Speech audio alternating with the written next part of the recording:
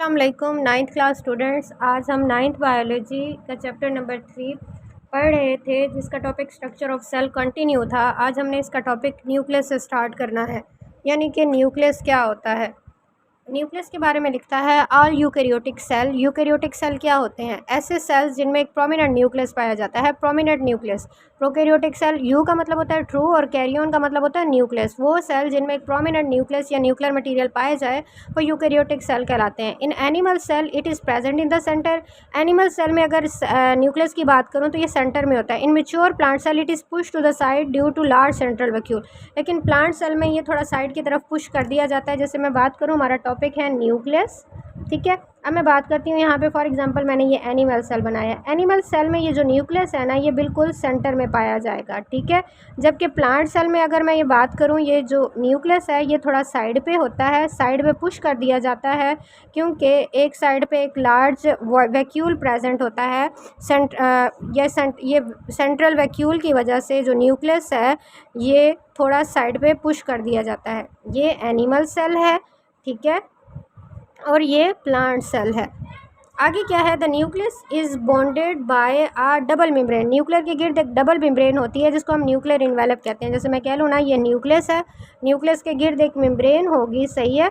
ये बाहर वाली मेम्ब्रेन ये कहलाएगी न्यूक्लियर इन्वेलप, ठीक है। ये न्यूक्लियर इन्वेलप कहलाएगी। It is a semi permeable. Semi permeable जैसे सेल मेम्ब्रेन सेमी परमिएबल होती है ना, न्यूक्लियर इन्वेलप भी सेमी परमिएबल। सेमी में कुछ चीज़ों को गुजरने देता है और कुछ चीज़ों को नहीं। And has many small pores, और इनके अंदर छोटे छोटे पोर्स होते हैं। यही न्यूक्लियर मेम्ब्रेन के अंदर आप कह लें, इसके अंदर छोटे छोटे पोर्स होते हैं जिनको हम कहते हैं nuclear pores. The inner jelly like material of nucleus is called nucleoplasm, ठीक है। अब ये तो ये जैसे न्यूक्लियस की जो मेम्ब्रेन थी ना, ये न्यूक्लियर इन्वेलप था, और इसके अंदर लिक्विड मटेरियल जेली लाइक होता है न्यूक्लियस के अंदर, ये कहलाता है न्यूक्लियोप्लाज्म। क्या कहलाता है? Nucleoplasm. In nucleoplasm there are one or more small bodies nuclei. अगर मैं ये बात करूँ, ये फॉर एग्जांपल मैंने एक न्यूक्लियस बनाया है, ठीक है, इसके अंदर छोटी छोटी स्मॉल बॉडीज़ होती हैं, इनको हम कहते हैं न्यूक्लियोलाई। न्यूक्लियोलाई अगर आप एक की बात करो, यानी एक स्मॉल बॉडी को सिंगुलर की बात करो, तो ये कहलाता है न्यूक्लियोलस, ठीक है। आगे here ribosomes are assembled. Nucleolus के अंदर राइबोसोम्स होते हैं। Nucleoplast contain 5 thread like material chromatin. अब ये न्यूक्लियोलस के अंदर थ्रेड लाइक मटेरियल होते हैं, धागे नुमा स्ट्रक्चर्स होते हैं, ये कहलाते हैं क्रोमेटिन। क्रोमेटिन होते हैं। It is composed of deoxy ribonucleic acid. ये डीएनए के बने होते हैं एंड प्रोटीन्स के। When a cell start dividing, अब जब सेल डिवाइड होता है ना, ये क्रोमेटिन मटेरियल क्रोमोसोम्स के फॉर्म में अरेंज हो जाते हैं। DNA contains genes which control the activities of the cell. अब डीएनए के अंदर एक ख़ास किस्म की जीन्स होती हैं जो सेल की एक्टिविटीज़ को कंट्रोल करता है। डीएनए किस चीज़ के लिए रिस्पॉन्सिबल होता है? Responsible for transmission of characters to next generation. इसी तरह से डीएनए जो है वो क्या है, इस चीज़ के लिए रिस्पॉन्सिबल होता है कि कौन से कैरेक्टर्स नेक्स्ट जनरेशन में ट्रांसमिट होने हैं। That is why it is also called hereditary material. इसलिए डीएनए को हम हेरिडिटरी मटेरियल भी कहते हैं। तो यहाँ पे सबसे पहले न्यूक्लियस की डेफिनेशन है, it is present in the centre, ठीक, यहाँ तक प्रोमिनेंट न्यूक्लियस। आगे लोकेशन है। लोकेशन, ये न्यूक्लियस प्रेजेंट कहाँ होता है? प्लांट सेल में, एनिमल सेल में। तो पहले आपने जस्ट ये इंट्रोडक्शन लिखना है, फिर उसकी location. In animal cell it is present in the centre. In mature plant cell it is push to the side due to large central vacuole, ठीक है, ये लोकेशन है। उसके बाद न्यूक्लियर इन्वेलप की डेफिनेशन है, ठीक है। उसके बाद न्यूक्लियर पोर्स की डेफिनेशन है। ये सारी हेडिंग्स बना के लिखेंगे। उसके बाद न्यूक्लियोप्लाज्म, उसके बाद न्यूक्लियोलाई, ठीक है, फिर उसके बाद क्रोमेटिन, उसके बाद ये क्रोमोसोम, और ये लास्ट पे डीएनए है, और इसलिए इसको हेरिडिटरी मटेरियल कहा जाता है। यहाँ तक ये न्यूक्लियस का टॉपिक कंप्लीट हो जाता है। यहाँ पे आपको डायग्राम के थ्रू भी मैं एक बार समझा जाती हूँ। जैसे ये आपको नज़र आ रहा है कि सबसे पहले ये जो बाहर लेयर सी है ये क्या कहला रही है? न्यूक्लियर इन्वेलप कहला रही है। उसके अंदर स्मॉल स्मॉल पोर्स हैं, छोटे छोटे सुराख हैं, ये कहलाते हैं न्यूक्लियर पोर्स। अगर हम इसका इंटरनल स्ट्रक्चर देखें तो इसके अंदर ये थ्रेड लाइक स्ट्रक्चर्स हैं, धागे नुमा स्ट्रक्चर, ये क्रोमेटिन है। न्यूक्लियोप्लाज्म ये लिक्विड मटीरियल है। अब जब सेल ने डिवीजन स्टार्ट करनी है तो ये जो क्रोमेटिन है ये क्रोमोसोम्स के फॉर्म में अरेंज हो जाएगा, ठीक है। और ये सेल के अंदर न्यूक्लियोलस होता है जिसके अंदर राइबोसोम्स असेंबल होते हैं। आगे, the prokaryotic cell do not contain a prominent nucleus. Prokaryotic cell में कोई न्यूक्लियस नहीं होता। The chromosome is made up of DNA. उनका जो क्रोमोसोम्स होते हैं वो डीएनए के बने होते हैं, वो सिर्फ साइटोप्लाज्म में मूव करते हैं। ये था हमारा आज का टॉपिक। जो टॉपिक है वो साइटोस्केलेटन है। साइटो का लफ्ज़ वैसे सेल के लिए इस्तेमाल किया जाता है, स्केलेटन एक ढांचे को, जैसे हमारी बॉडी में एक स्केलेटन सिस्टम है ना, कि हमारी बॉडी का जो पोस्चर है, जो हमारी बॉडी को सपोर्ट प्रोवाइड करता है, ढांचा जो है हड्डियों का, इस तरह से सेल के अंदर भी एक स्केलेटन सा मौजूद होता है। ठीक है, ये 3 पार्ट से मिलके बना होता है। अब ये स्केलेटन का क्या फंक्शन है, ये सेल का स्केलेटन है क्या, ये आगे हम डिटेल से पढ़ते हैं। It is a network. Network का मतलब होता है ये एक जाल है। जाल का मतलब होता है ये जो फैला हो, ऑफ थिन ट्यूब्स, बारीक सी ट्यूब्स का, एंड फिलामेंट्स आप कह लें धागे नुमा structure, present throughout the cytoplasm.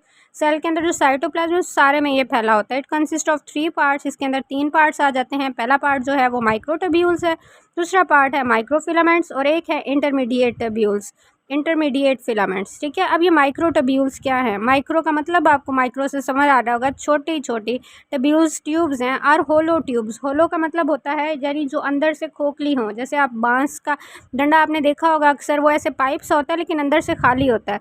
Made up of turbulent protein, ये एक प्रोटीन से बने हुए हैं tubes. The part holds organelle in place, ये सेल के अंदर साइटोप्लाज्म के अंदर ये माइक्रो ट्यूब्स ही फैली होती हैं और ये ऑर्गेनेलीज को अपने जगह पे रखती हैं। मेंटेन सेल शेप, और ये माइक्रोट्यूब्यूल्स का फंक्शन क्या है, ये सेल की शेप को मेंटेन रखता है, यानी सेल की शेप खराब नहीं होने देता। Act as a track for organelle, और ये क्या करता है कि रास्ता प्रोवाइड करता है ऑर्गेनेलीज को मूव करने के लिए। Microtubules also make mitotic spindle. Cell जब डिवाइड होता है ना, तो वहाँ पे एक माइटोटिक स्पिंडल एक स्ट्रक्चर बनता है सेल डिवीजन के दौरान, वो बनाता है माइक्रोट्यूब्यूल्स। सीलिया कुछ यूनिसेलुलर ऑर्गेनिज्म है, उनकी बॉडी पे हेयर लाइक स्ट्रक्चर्स होते हैं जिनको हम सीलिया और फ्लैजिला कहते हैं। उनको बनाने में माइक्रोट्यूब्यूल्स का किरदार होता है। तो ये माइक्रोट्यूब्यूल्स है, फर्स्ट पार्ट साइटोस्केलेटन का। नेक्स्ट है माइक्रोफिलामेंट्स। माइक्रोफिलामेंट्स क्या है? Are finer than microtubules. Finer का मतलब है और ज़्यादा बारीक होते हैं माइक्रोट्यूब्यूल्स से। These are made up of contractile protein, ये एक प्रोटीन के बने होते हैं जिसको हम कहते हैं कॉन्ट्रेक्टाइल, मेनली एक्टिन। सही है, एक्टिन के, जैसे वो वाले तो ट्यूबुलिन प्रोटीन के बने हुए हैं माइक्रोट्यूब्यूल्स, और माइक्रोफिलामेंट एक्टिन के। एमसीक्यूज भी आ सकता है, माइक्रोट्यूब्यूल्स किस प्रोटीन के बने होते हैं, तो वो ट्यूबुलिन प्रोटीन के, और माइक्रोफिलामेंट्स एक्टिन के। They help in the cell movement, microfilament cell को मूव करने में मदद देते हैं। The crawling of white blood cells, इसके अलावा सेल के अंदर जो वाइट ब्लड सेल्स होते हैं, the contraction of muscle cells, और मसल सेल्स को अगर कंट्रैक्ट या रिलैक्स होना हो तो उसमें भी क्या करते हैं, मदद करते हैं। अब इंटरमीडिएट फिलामेंट्स, ये क्या है? Are rods made up of variety of proteins. ये रॉड लाइक स्ट्रक्चर्स हैं और ये बहुत सारी प्रोटीन से बने होते हैं, जैसे कि इसकी केमिकल कंपोजिशन बताइए। कैराटीन के बने होते हैं, विमेंटन के। एंकर द न्यूक्लियस, एंकर का मतलब है ये सपोर्ट करते हैं न्यूक्लियस को, एंड सम अदर ऑर्गेनेली।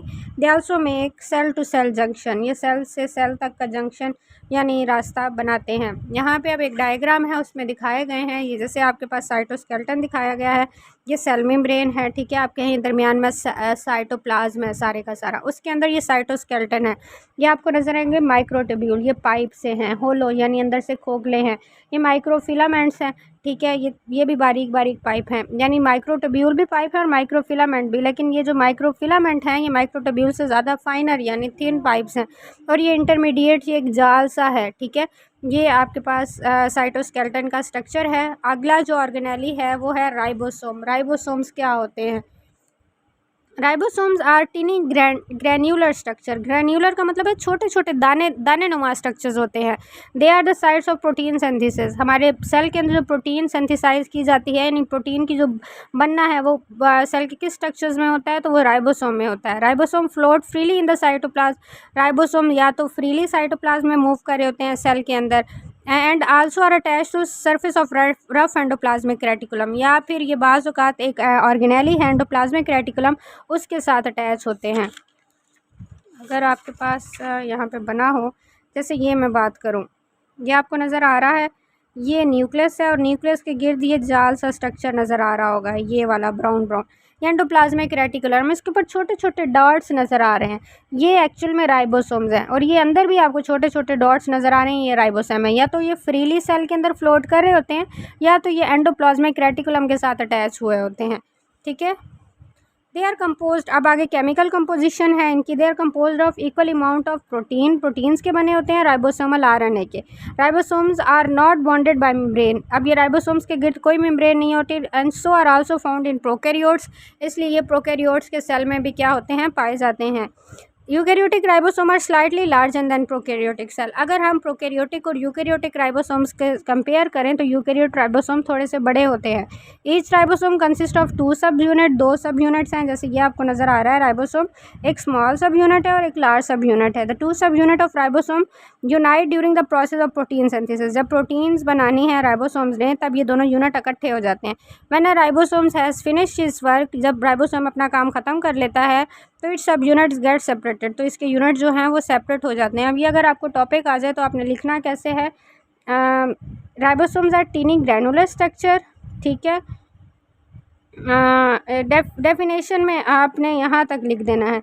आगे इसकी केमिकल कंपोजिशन बतानी है, यानी राइबोसोम बने किस चीज़ के होते हैं, ठीक है। इनकी अकरेंस कहाँ कहाँ होती है, यूकैरियोटिक सेल में भी और प्रोकैरियोटिक सेल में भी। और फिर इसके सब यूनिट्स के बारे में बताना है। 2 सब यूनिट्स होते हैं, कब अटैच होते हैं, कब अलग होते हैं। तो ये था हमारा टॉपिक राइबोसोम्स का। उम्मीद करती हूँ आपको समझ आ गई होगी।